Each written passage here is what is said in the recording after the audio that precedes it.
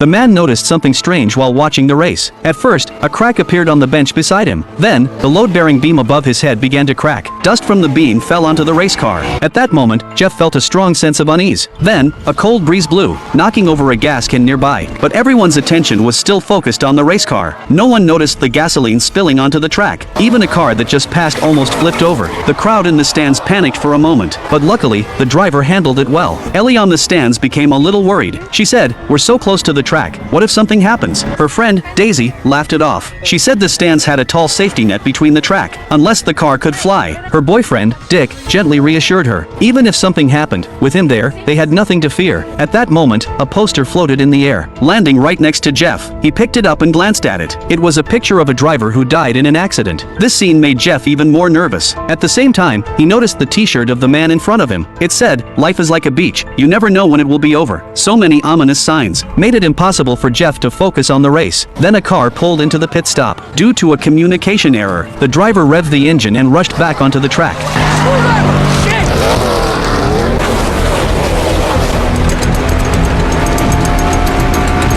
After a turn, a screwdriver was thrown out due to inertia. A terrible accident was set into motion.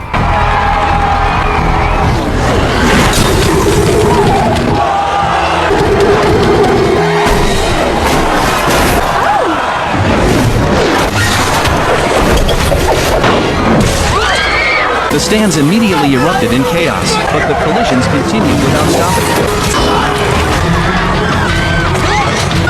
The panic in the stands grew worse. Some people were even trampled.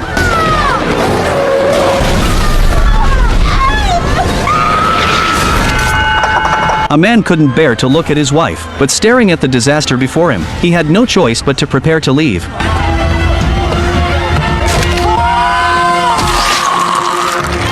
Everyone was running in a panic. Along the way, several unlucky people died on the spot. The dedicated security guard didn't run, but stayed behind to maintain order.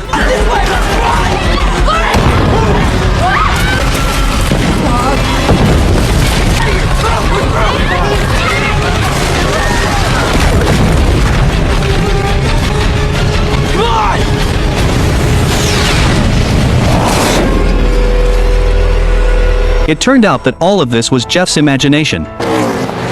Ow! Hey, what the hell? Are you okay?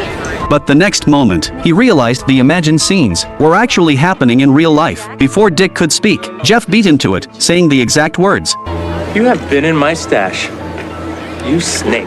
Then he told everyone. A man in a shirt would sit in front of them. Before he finished speaking, a person matching the description appeared. Next, Jeff predicted the mother ahead would block her son's ears with cotton balls. Hey, put these in your ears.